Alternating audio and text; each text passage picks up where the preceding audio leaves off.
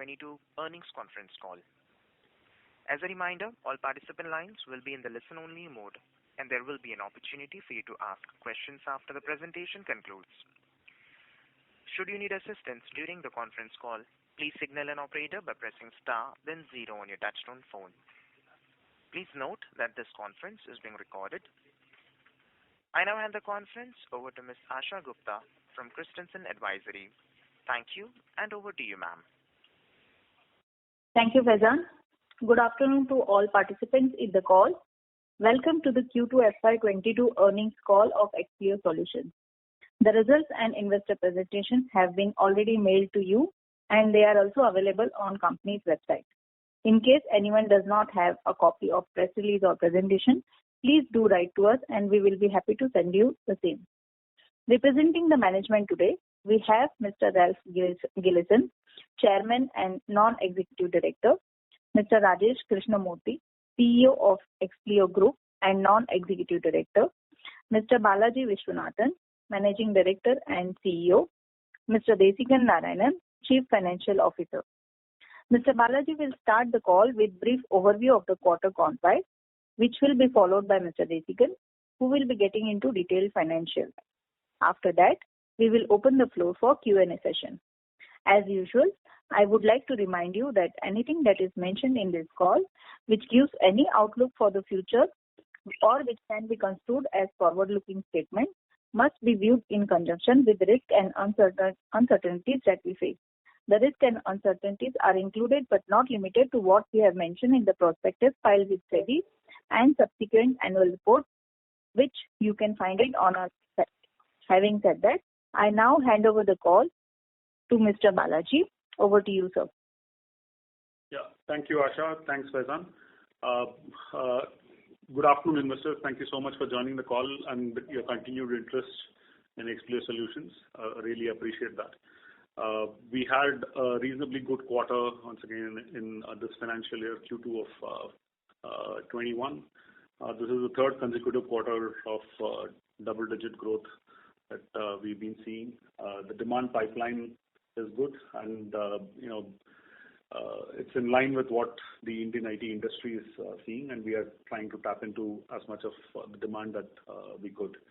The challenges, have been primarily around making sure that we are able to deliver to the demand that's coming in, primarily due to the talent crunch. But we have been able to consistently exceed that by having investments on Expleo Academy and hiring upfront. We have done quite a bit of upskilling and building our talent pool, which is helping us in catering to the customer's demand as well. We have had a significant number of people whom we have hired in the last 3 quarters, and we continue to do the same thing going forward as well. The entire tech services business is actually seeing a good upswing in terms of both demand and in terms of interest in transformation projects, and that's what we have been tapping in. That also shows in some of our larger client sign-ups as well. So we have had 2 clients where we have had more than 1 million in terms of revenue in this financial year. Our offshore footprint continues to grow, while the on-site revenue share has been almost stagnant, which basically looks like as if it's reducing. Our offshore footprint has now crossed 65%, and we expect that this trend will continue thanks to the current remote working model. But going forward, sometime in 22, it may probably stabilize at 60-40 from the current 66-34. We have had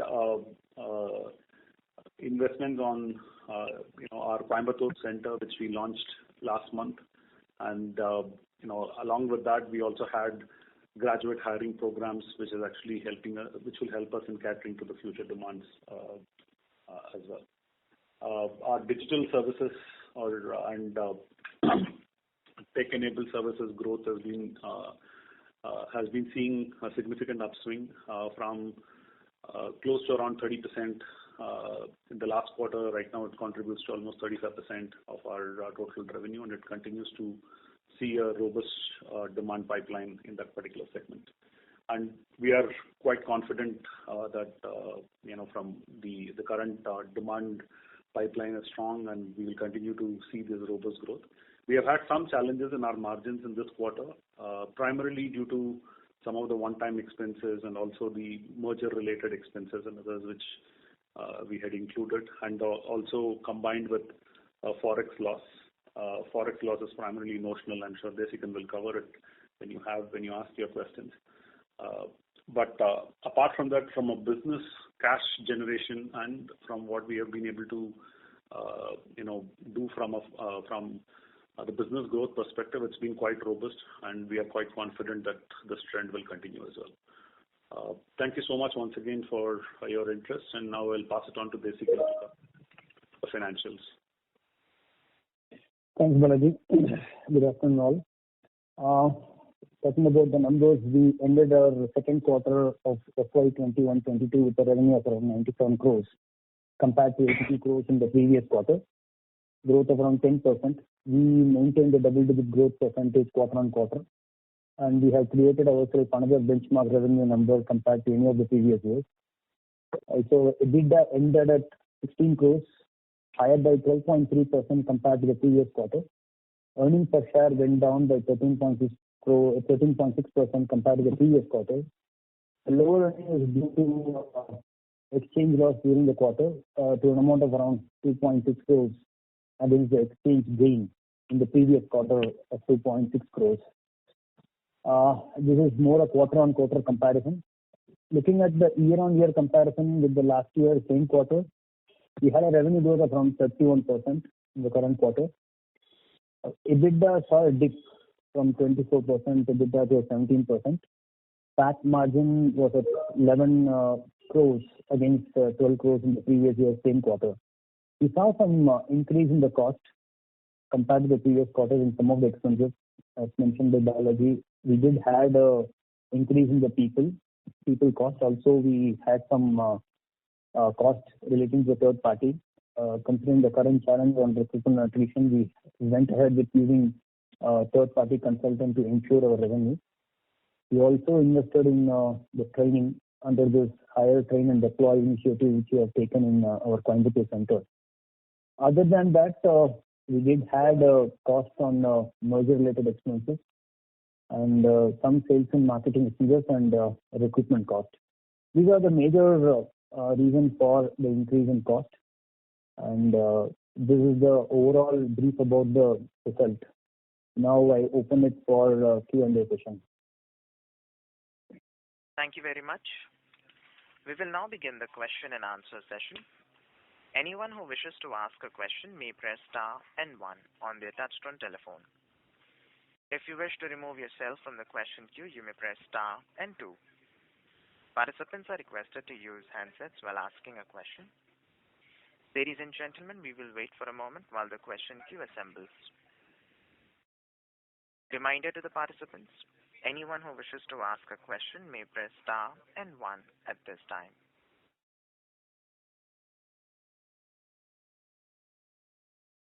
The first question is from the line of Rohit Balakrishnan from iThought PMS. Please go ahead.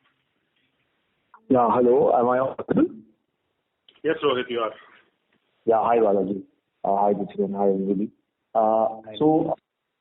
have a few questions. Balaji, you mentioned this quarter top line has been quite good. We are now coming to a run rate of 100 crores a quarter. You mentioned that this is in line with, this is because driven by the robust demand.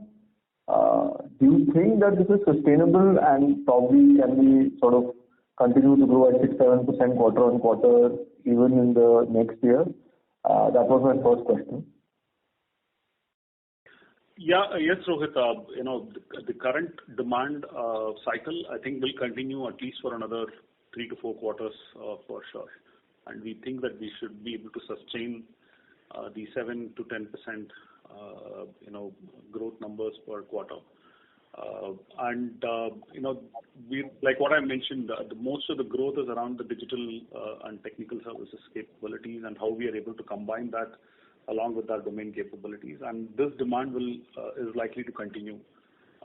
And we are seeing the demand not just from one geography. This seems to be across all the geographies, and just a question of how well we are able to tap into it. Got it. So so essentially, if I look at our current entity, I'm not talking about the merged entity yet because we don't have the numbers for that. But so this alone business can probably do close to 450 to 480 crores of revenue by next year, right? If you're saying probably more, if you're saying this 7 to 10% quarterly growth can continue for FY23. Yeah, it should be in the 420 to 450. But like what I mentioned, we don't really have a specific number that we want to commit to. But if we grow at this rate, yeah, that's what it's likely to be. Rajesh, do you want to add anything more based on what we see in the global trends as well?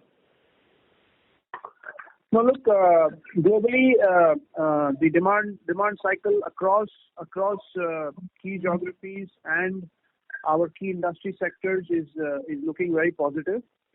In fact, at the group level also, we are targeting greater than double-digit growth for next year. So this is very much in line with what Balaji is saying. And of course, we also want to continue to leverage India more significantly for group activities.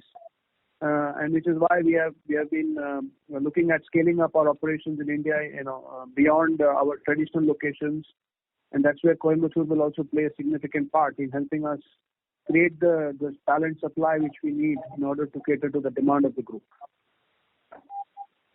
Got it. That's very helpful. Actually, that brings me to my next question. So you mentioned, I think you are sort of at a group level, you mentioned during the merger call that you're looking at 8-10% kind of growth, and you're sort of alluding to that also now. So, when I look at a combined entity, I'm now looking at 550 crores, which you had stated at the time of merger. So, not next year, not the year after that, but over the next 3-4 years, can we probably get to about 1,500 crores kind of revenue, given what you said that at the time of merger that we are actively with offshoring and we want to sort of at least be 20-25%, and the natural growth that we are seeing in the listed entity at this point of time. So, do you see that? Is that something that is very feasible, and is it what you're looking at? I'm not looking for any guidance. I'm just trying to understand what is the overall outlook that you are looking at. What is it that you are envisioning for your company for the next 3-4 years, and how we shareholders should probably look at it? Yes, Sir Rohit, absolutely. From what we had actually provided during the the merger announcement in terms of what we are looking at as numbers, and what it is currently, not just in the Expleo Solutions, the current listed entity numbers, which are also higher than what we mentioned in the when we announced the merger and we provided the outlook at that particular point of time. Expleo Solutions, that is a listed entity, is doing better than that number which was projected 3 months back, and the same applies to the unlisted companies as well. And the unlisted companies are also growing in high teens, and we expect if we are able to capitalize this growth trajectory, and if we are able to fulfill the demands, which we are confident with whatever initiatives that we are taking in right now, we should be able to see the combined entity also growing in year on year on high teens. Thank you, Mr. Balakrishnan. May we request that you return to the question queue for follow-up questions. Ladies and gentlemen, in order to ensure that the management is able to address questions from all participants in the conference, please limit your questions to 2 per participant. Should you have a follow-up question, we would request you to rejoin the question queue. The next question is from the line of Ashish Dash from Sher Khan by BNP Paribas. Please go ahead. Hi, sir. Thanks for the opportunity. My question is on your revenue growth. You mentioned that sequentially you are expecting 7 to 10% growth for the coming quarters. So last quarter, you mentioned that there could be some impact in the Q3 because of the furloughs and lower billing days. So how we are placed right now? And H1 growth, if we look at, it's around 24% quarter year on year. So that run rate will maintain for FY22? Yeah. So we do have a couple of customers where we may have a minor impact because of furlough. But from a revenue growth perspective, if not the current trend of 10.3% or 11% that we are seeing, we may probably see 7-8%. But we should still be able to see that 7 to 8% growth is what our current trajectory looks like for the next quarter as well. Okay. And on the margin front, we mentioned that the guidance would be 18 to 19% for FY 2022, and in H1 it's 16.7%. Though I understand you mentioned the headwinds. Sir, just wanted to know what is the revised guidance, or we are stick to this guidance of 18 to 19% of EBITDA margin in FY 2022. And second thing, on the merger-related expenses has been happening for last 2 quarters. So it would continue for the remaining 2 quarters because remaining 2 quarters of FY 22. Yeah, we are confident that we should be able to, we will be in that 18% range in terms of EBITDA, and like what I mentioned, this quarter one of the major impacts is around the 5 crores impact due to forex, which is once again notional. It's not real loss because we have not really booked those forex losses, or we have not really converted the forex into only a booking loss at this particular point of time. And going forward, while we don't want to comment about the forex rates, but our operating margins and our operating EBITDA should be closer to the 18% mark. And on the merger expenses, most of the expenses related to the consultants and whatever work that we had to do was primarily between the last quarter and this quarter. That is the first quarter and the second quarter. This quarter, we may not, that is the Q3, we may not see too much of merger expenses, but we are looking at trying and provisioning some of the expenses that we may have to do for the actual merger as well. So we are trying to apportion it equally. So we may probably see some part of those expenses in Q3 as well, but not going to be significant in this quarter, because this quarter was primarily around filing with the NCLT and waiting for their first nod, and the filing has already been done, but now we are waiting for them to give us a confirmation that it's okay, so that we can do a physical filing and then wait for their first nod for us to convene the shareholder meeting for shareholder approval. Thank you, Mr. Dash. May we request that you return to the question queue for follow-up questions. Thank you. The next question is from the line of Rohan Advan from Multi-Act. Please go ahead. Yeah, thanks for the opportunity. Am I audible? Yes, yeah, you are. Yeah. Firstly, thanks Ralph and Rajesh for taking the time to be on the call. I have 2 questions for Rajesh. My first question is on the engineering R&D side of the parent business. If you look at A-Systems historically, it has been an engineering company with Europe focus and focus on aero automotive. And even after Expleo acquisition, more than 70% of its business was ER&D. But if you look at the India business of Expleo and merging all the entities, the ER&D piece is just 150 crores, or less than 20 million euros, or less than 4% of the global ER&D sales of the parent. Against that, if you look at testing, it is 18 to 20% of the global testing sales. So my question is that, if Expleo Group's ER&D revenues are roughly 600 million euros, over the next 3 years, how much do you expect India to contribute to these revenues, adjusted for wage differential, etc.? Can the merged entity expect to bring 50 to 100 million euros on ER&D? And if not, what are the challenges you foresee? Are they language-related, customer unwillingness, talent shortage, or group's preference to other offshore centers like Romania? Thank you, and sorry for the long question. Okay, so look, if you look at the split between engineering and quality services, we are roughly at 65-35. 65% is from engineering services and 35% is from quality and IT services. Of course, we are also making a big foray in digital, which is actually something which cuts across both engineering and the quality IT services as well, and that is also growing much faster than the other service lines. Today, as a strategy, we have said that India is our real offshore setup. But as you rightly pointed out, we also have centers in Romania, we have centers in Egypt and Morocco, and we leverage these centers based on customer proximity, based on skills, based on de-risking, and of course based on language-related requirements. But we do believe that more than 50% of all growth which we create outside of the core markets will actually happen in India. So from a headcount perspective, India is already going to be close to about 3,000. It's already about close to 4,000 headcounts now, and we easily expect to touch 5,000 plus in the coming 12 months. So India will become the number one workforce for the group in the not so distant future.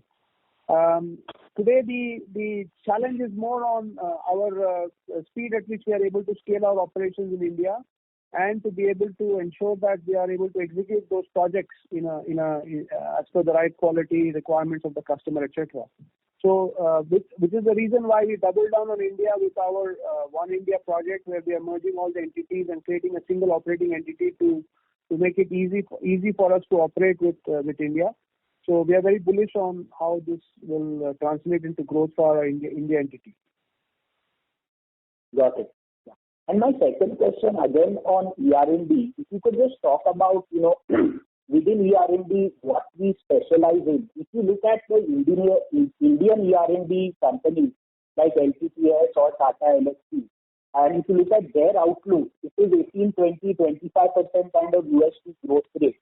And they are already about pre-COVID numbers. But when we look at the global ER&D companies, like say ourselves in Expleo or say Atta Technologies, they seem to be much below December 19 numbers, and also that is pre-COVID, and also their margins are much lower. So what's this divergence between the Indian ER&D players and the global ER&D players? What's causing this divergence?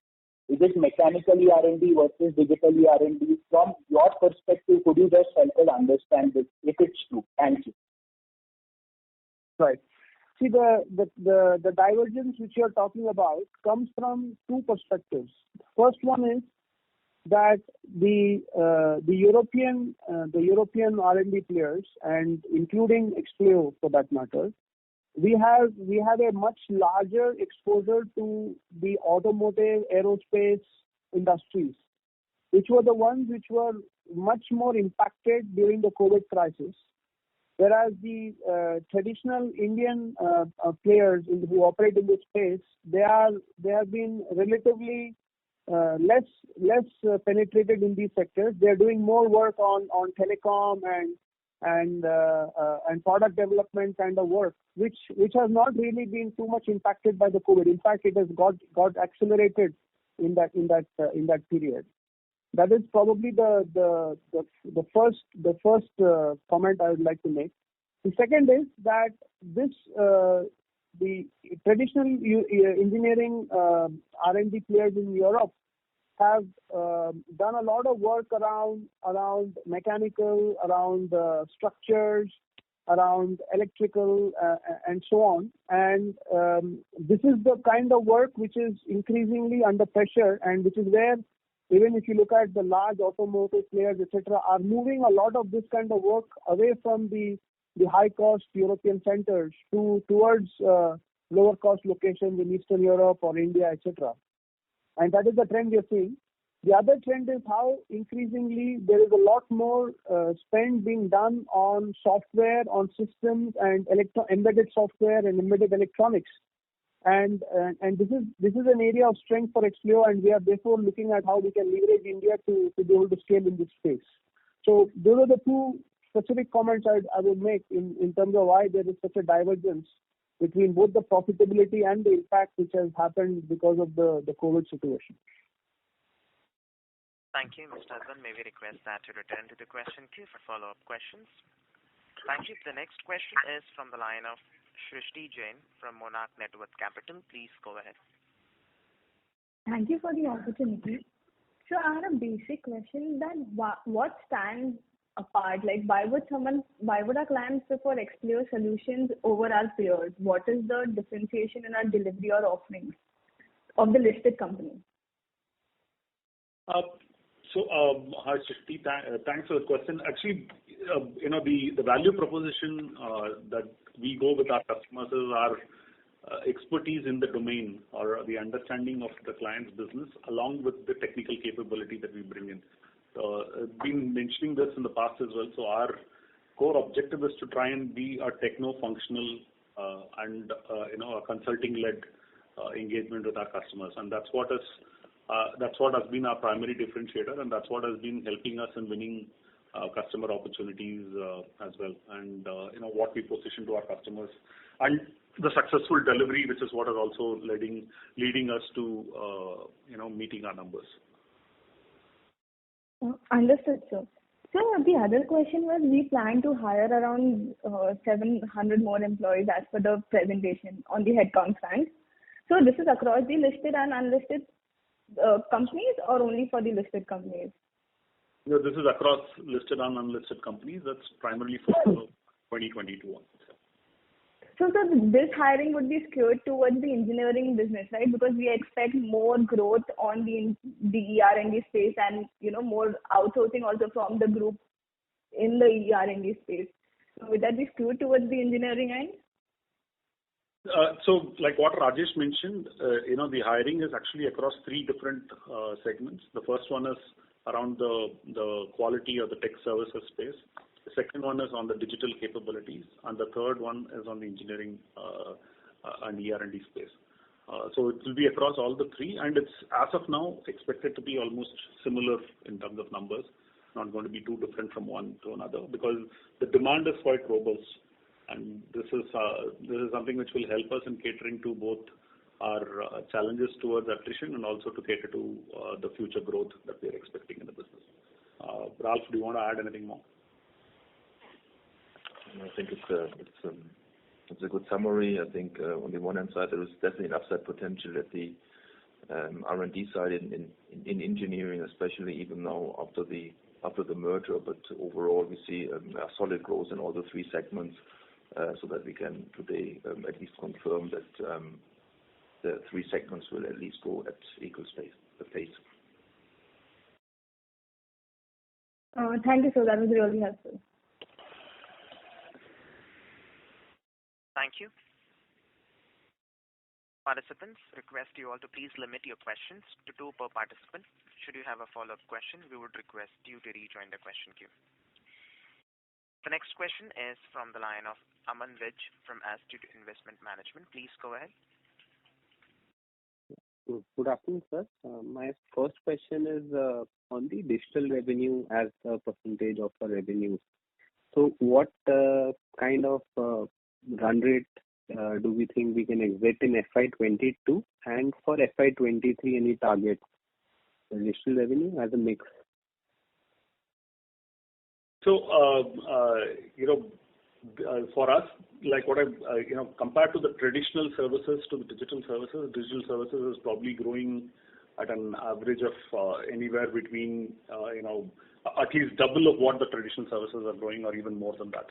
So from if you look at our trajectory of what we classify as our digital services, we have grown from close to around 9% 2 years back to where we are right now, which is 35%, which is almost 4 times from where we were 2 years back. Obviously, it won't continue the same way because the denominator is becoming larger as well. But we expect that it will be a reasonably good mid-teens to high-teens numbers quarter on quarter going forward as well, and it will probably stabilize or probably hit a more single-digit number once we hit a 45% to 50% of our revenue coming from that segment. Sure. The final question is on the, first, we had discussed about that as of now, the outsourcing from the global parent to the rest of the world entities, including India, is in single digits. And over the next couple of years, we plan to make it as 25-30% also. So and chunk of it, I believe, will come to India entity as well. So when do we see actually these things happening on ground? Sorry, I'm not sure as to,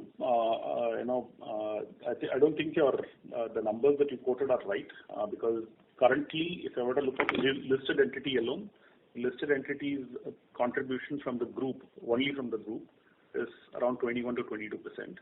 And the contribution, I mentioned this in one of my previous calls as well.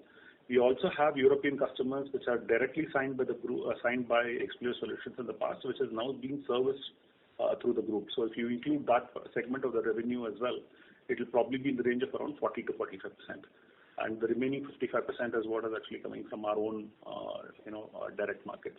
And, if you look at our presentation that we had done when we announced the merger, our expectation is that our direct business will probably be in the range of around 60%, and our group business will be in the range of around 40 to 45%. Sir, let me clarify once again. I was thinking in terms of, so as of now, India is say around 100 to 150 million dollars. I'm talking about global parent outsourcing from Indian entity, the reverse way. Not, I understand India for our listed entity as well as unlisted, the global parent contribution is higher, but I am talking in reverse way. No. So that is not something which we could measure in our current business model, because that's probably not the right way to look at it. We are not one of those. If you are comparing us with a TCS or an Infosys, then certainly that's not the right comparison. Maybe Rajesh, if you want to, provide your inputs. No, I'm not very sure I understood. So what the question was, Rajesh, if you look at the global business, we are at 1 billion euros or probably $1.1 billion. But the Indian entity is doing around $100 million, less than $100 million, which is less than 10% of the total group's business. So the question was that, where do we see this going in the future? And I was saying that, it's not, the comparison is not probably the right comparison to do. Yeah. So I think our Indian business, of course, as you have understood, has got two components. It has got a direct business, which is business which is sourced directly either in India or in Asia Pacific markets where the group is not present. And the other business is, of course, the business which the group leverages to deliver out of India. And like Balaji said, today the larger percentage of work which is happening through our Indian entity is the direct business. But as the group is continuing to accelerate, so for example, this year the group will probably do a double-digit growth after a long time. And next year we are actually looking at significantly accelerating that growth. And as part of that, India will become a much more significant component in that growth story. So we are currently looking at maybe 20% plus growth for next year for the group, and a lot of that growth will also percolate down to India. Today we're not exactly giving out specific details of that, but overall if the group is growing at 20%, we expect a significant chunk of that growth will also drive India growth. Sure, sir. That helps. Thank you. Thank you. The next question is from the line of VP Rajesh from Banyan Capital. Please go ahead. Thanks for the opportunity. And it's very heartening to have Ralph and Rajesh on the call. And I really hope that this will be an ongoing process for the coming quarterly calls as well. Balaji, my question is two questions actually. One is on the growth that we saw in this quarter. How much came from the group's revenue versus our direct markets? And do you see that contribution changing in fiscal year 23 when we are one entity, both listed and unlisted? Yeah. Hi, Rajesh. Thanks for your question. And the group's revenue contribution continues to be in around 21 to 22%. So which basically means that whatever growth that we are seeing in the direct markets is a similar growth that we are seeing in the group markets as well. The overall numbers are increasing, but the contribution percentage is almost similar lines as to what we are seeing in the direct markets as well. And going forward, like what Rajesh also mentioned, our way forward is that once we build the scale, once we have combined the entities, the expectation is that we will actually have a significant amount of the group's business which will move, and some of the growth that the group is seeing will move towards India and the other best shoring centers of the group. Right. And so therefore, yeah, go ahead, Vijay. Yeah. So my second question then is, as Rajesh was saying, that the group will grow 20%, and the contribution from the group to the Indian entities will only go up. Then aren't you being a little too conservative in giving your guidance for fiscal year 23, or at least giving an indication? I would think that you will be growing easily 20-25%, given what Rajesh has said a few minutes ago. The group's expectation for this year is to grow at double digits. So it's not 20. So that's for calendar 22, right? That's for calendar 22. And if I heard Rajesh right, you were saying that calendar 23, they are expecting to grow 20% at the group level. Maybe I misheard.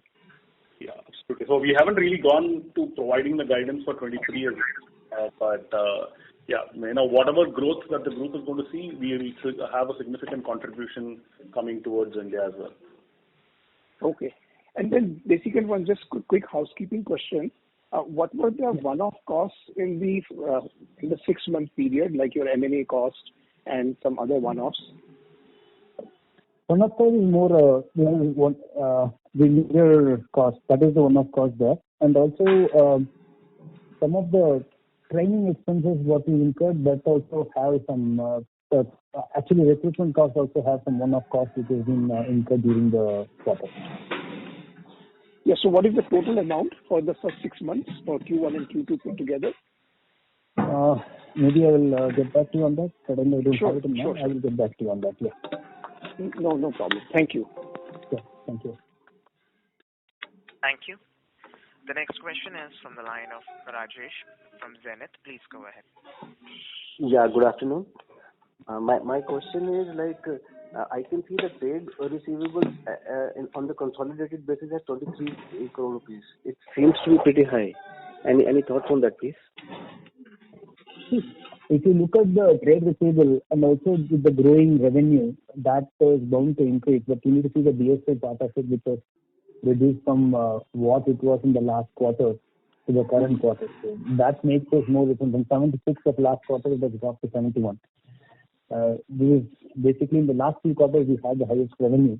So that's the reason the trade receivable is increasing. But with the DSO dropping out, we do receive collections in a better way. So that's the thing I can say as the positive side of it. Mm-hmm. And can we expect a net profit margin of say 15 to 16% on a consolidated basis in time to come? Yeah, that is the expectation is around 17 to 18% is the EBITDA margin what we are looking at. No, I'm talking about the net profit margin. Net profit margin, yeah, that will be in that range. That should be in 15 to 16%, no? Yes. And once the merger is done, so how much is the revenue that we are targeting, say, in a couple of years? That's it's more getting into a guidance kind of a thing. But we see that it will be with the current push, we think that we will be having an equivalent amount of what we will be getting there. For instance, whatever we have it in US, which we look at around 360 crores is the current kind of a projection. With the merged entity, we will be ending up around 600 to 700 crores. 600 to 700 crores. No, but that is on an employee strength of say 4,000 people at the moment. Yeah. That's right. Little over 4,000. Little over 4,000, and then we intend to make it to 5,000. So in that case, can we expect a little higher revenue once the employee strength is close to 5,000? So we're not linking the headcount to the revenue. But of course, when you have an increased productive headcount, your revenue will also increase. But it's not a 1:1. Correct.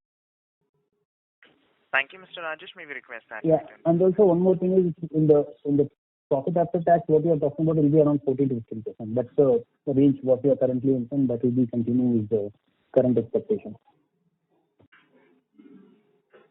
Thank you. Mr. Rajesh, may we request that you return to the question queue for follow-up questions.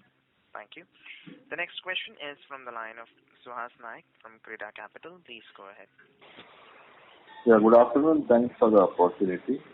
I have got a couple of questions. One is as the group is focusing incrementally on the offshoring, is there going to be a formal arrangement between the offshoring entities and the group in terms of the pricing, which in turn will decide the margins for the company?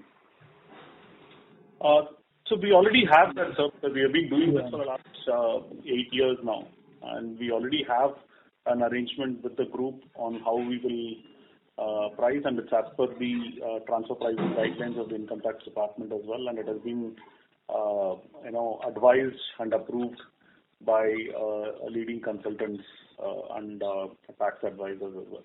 So we already have that arrangement, and that's the basis with which our current group work is also happening. Yeah, my ask. So we do. Sorry.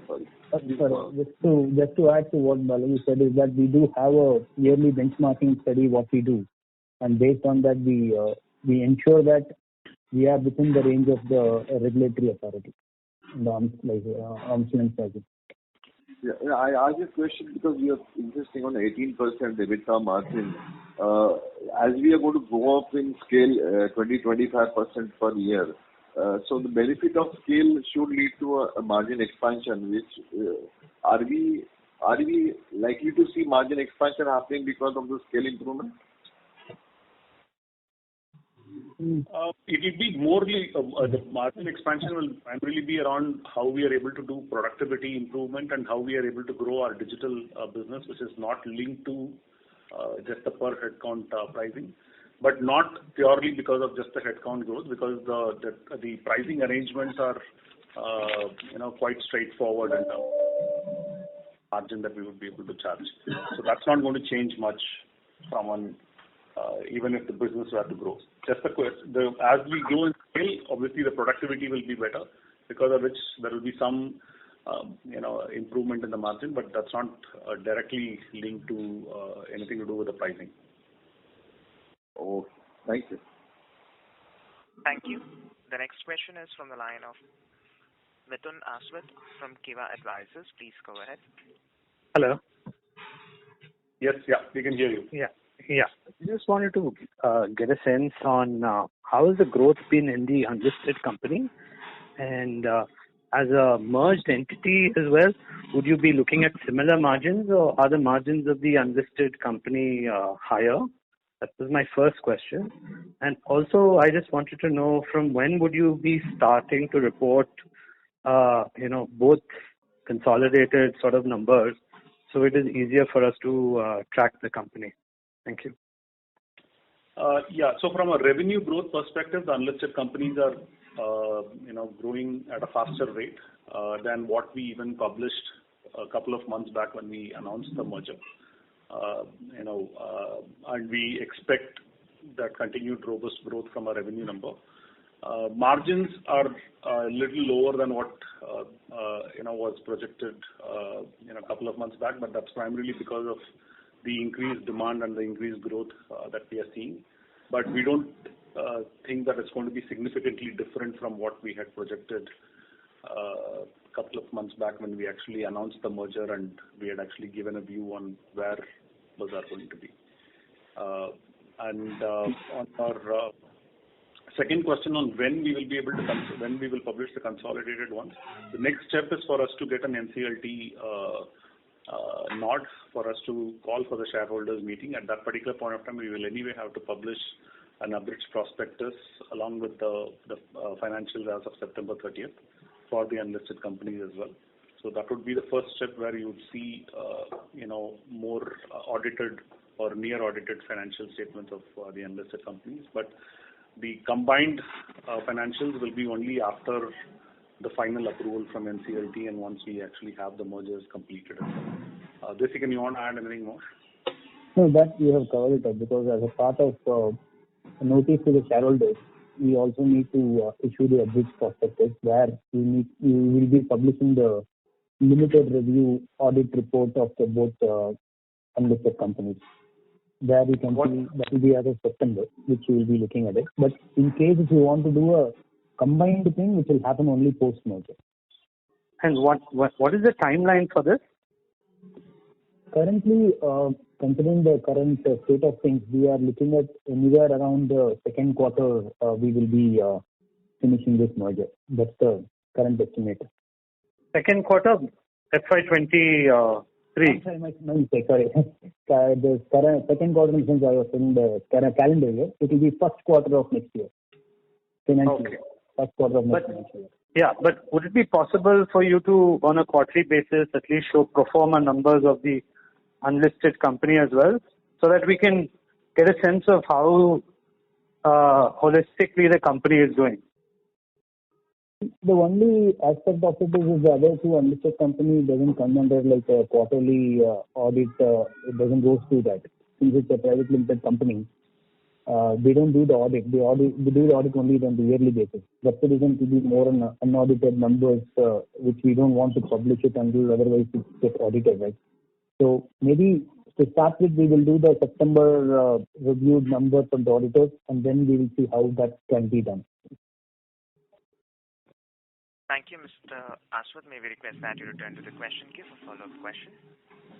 The next question is from the line of Pawan Torani from Citrus Advisors. Please go ahead. Good afternoon, sir. Congratulations on the growth that you have clocked over the last 6 months. My question is, if you could just give some color on the new businesses that you have won over the last 6 months, especially in cards and payments and insurance vertical, because that is where you're seeing higher growth vis-a-vis the other verticals. And also the margin profile of the new businesses that you have won vis-a-vis your listed entities average. So what we have, the two new customers who we have won in the last, in the last year, that is in the last two to three quarters, particularly in the cards and payment space, is one of the largest, financial services or the cards and payments technology provider. So they provide platform and technology to companies who issue cards and also manage their networks.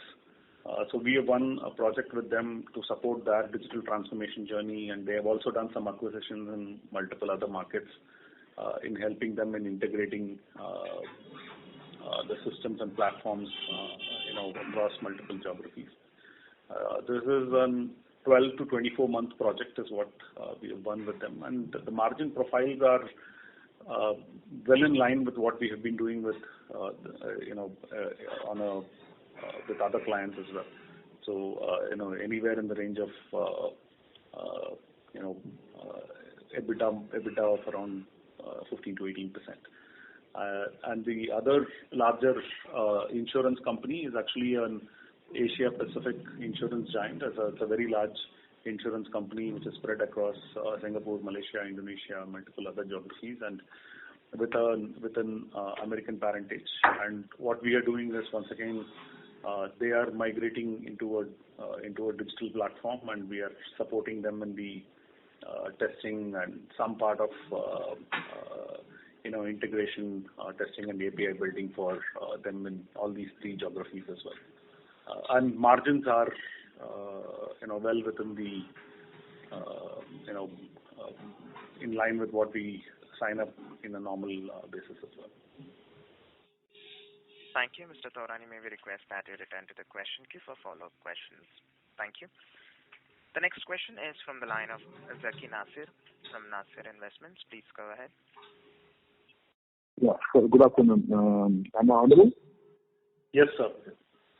Yes. I think congratulations on a decent set of numbers for the quarter. Although I hope that the current quarter you will cross that magic 100 crore mark which you've been waiting for. Sir, my question was number one about the forex loss. You mentioned that it was 5 crores. I think in the result is given 2.6. Excuse me if I'm missing something. Can you just clarify on that if you can?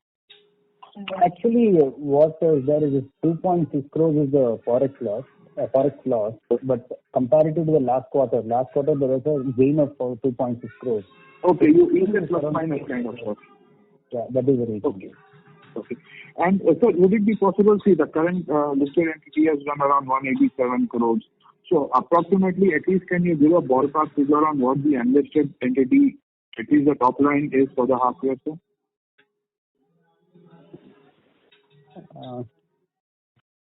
Maybe I can just you can approximately 150. Yeah, 150 crores. 160. 160. Yeah, 160. Yep. And sir, this year would we be again the full year we would be skipping the dividend and looking at it after the merger, or how does that part of it work? Because we have a decent amount of cash on the balance sheet. We have not made a decision as yet. Like what I mentioned in the last quarter's investor call as well. The expectation is that when we meet for the next, so we are in the process of finalizing our dividend distribution policy, which is in line with what SEBI has mandated us to do, which is something which we will finalize before our next board meeting, which is scheduled in the month of February 2022. And once that gets done, in line with that, we will take the decision either in that quarter or the latest by the quarter after that. Okay, sir. Thank you. And I hope in the next 2 quarters we will see that 100 crore plus market. Yeah. Can you give some guidance?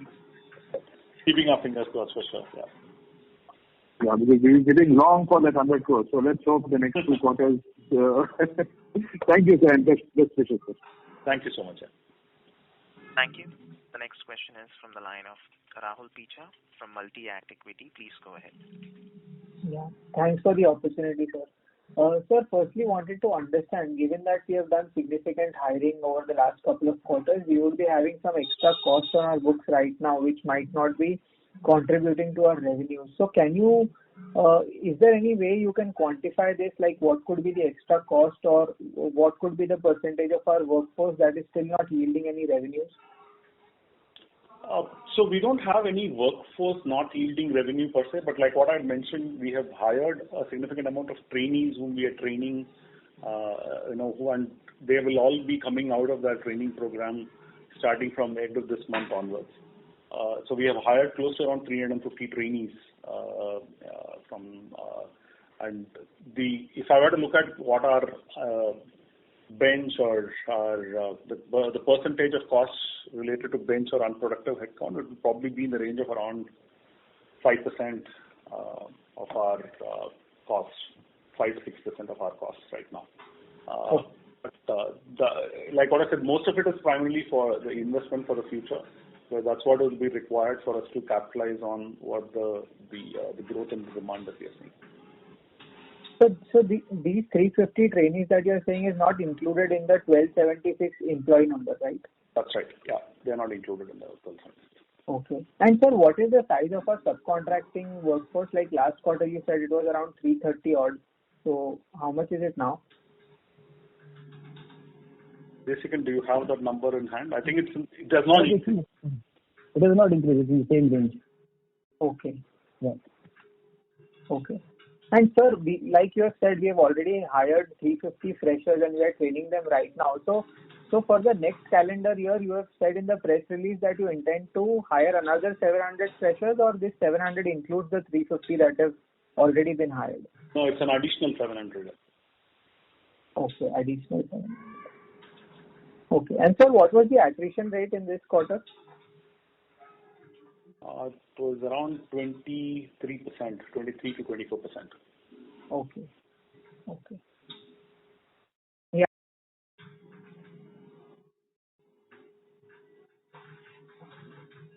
Thank you. That's the question.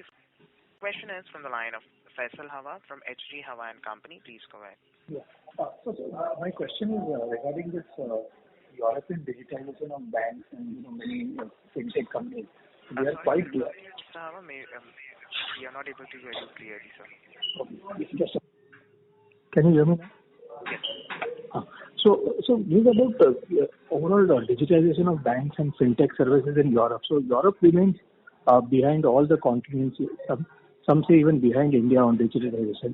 So do you feel that could be a very big tailwind for us, going forward, where European banks really going for big digitalization projects, and this could lead to the kind of turnaround or a very good inflection point for our company? That's one. And second, is Expleo Solutions a group which is a private equity group which generally acquires software companies and builds it into a big company and then ultimately sells off the company? No. So the second part, I'll probably have Ralph and Rajesh answer that question. The first part, yeah, we are seeing an opportunity across the globe, not just in Europe per se, but the increase in digital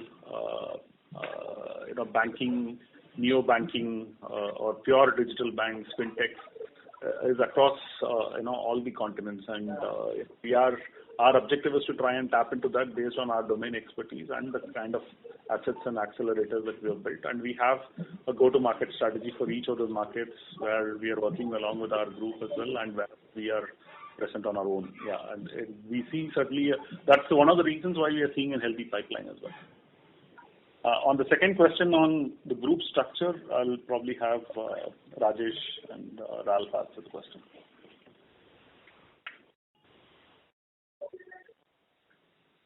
Rajesh, do you want to? Yeah, Ralph, go ahead. Structure of the group and private equity.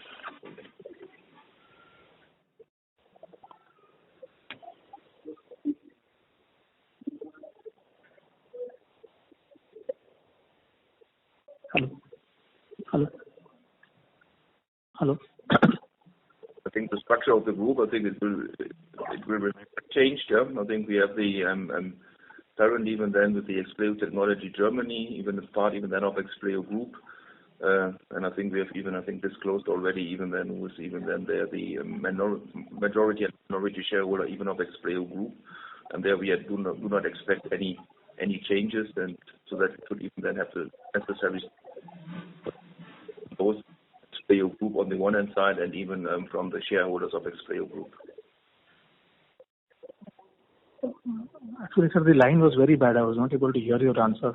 What you were saying is that the group structure is not changing. The disclosure of who the ultimate owners are has already been done, and that structure is not changing, and there is adequate support from the group to drive the growth for the Expleo Solutions team, is what Ralph mentioned. And sir, I mean, as a strategy, what is the discussion between your headquarters and your will almost like 80 to 85% of outsourcing work which the group needs as headcount go to India over Romania and Egypt and Morocco, because these countries don't have the population itself. So, I mean, I think there was a clear commitment from Expleo Group, but it was already confirmed even by Rajesh that the significant demand even of the growth will even then go to India due to the capabilities that we see, the skills, the knowledge, the expertise, and even the size of the market, and even the number of talents we can attract for our business and even can retain in the organization. But there will be for specific areas even be then strong support for our growth strategy, even then from the centers in Romania, in Egypt and in Morocco. But I think I can confirm that it was already confirmed that the significant growth that we are expecting at a group level will even then translate into growth here in India. So what is the kind of urgency that we are showing to the Indian companies here, to really get this executed? Because a lot of now execution work depends on our Indian companies really, getting their act together and growing really fast to, be able to deliver to your global clients also. Yeah, so that's what. So have you incentivized the Indian management to that extent? Yeah, so that is the reason why we are making these investments on hiring and training and setting up new delivery centers and making sure that we are able to tap the growth potential. And adding to what Ralph mentioned, there is no percentage commitment on this percentage of growth is going to come to India and this percentage will go to somebody else, because the group has multiple business units, multiple industries which it caters to, and depending upon which segment and which kind of work requires what kind of talent, it will go to. But significant amount of work is expected to come to India primarily because of the scale. So, I mean, in 5 to 6 years, is it possible that we actually reach like 35,000, 40,000 employees? We would rather try and look at taking the smaller steps rather than trying and looking at 5 to 7. I would say in the next 2 to 3 years, we are expecting to get to at least a 10,000. That's the ambition that Rajesh had actually said to us even last month when he was here as well. So the expectation is for us to get to a 10,000 at least. So let's take two smaller steps together rather than trying and talking about 40 or 50,000 employees. Thank you. Ladies and gentlemen, that was the last question. I now hand the conference over to the management for closing comments. Yeah, thanks, Faizan. Thank you, for all the participants once again. Really appreciate all your interest and excitement in hearing from us, and looking forward to your continued support going forward as well. Thanks once again. Thank you. Thank you. All the questions, and we're even looking forward already to the next call. And I think even there it will be even then, I think, supported by both Rajesh and by me. And thanks again for all the commitment in our business and for your questions today. Thank you. Thank you. Ladies and gentlemen, on behalf of Expleo Solutions Limited, that concludes this conference. Thank you for joining us, and you may now disconnect your lines.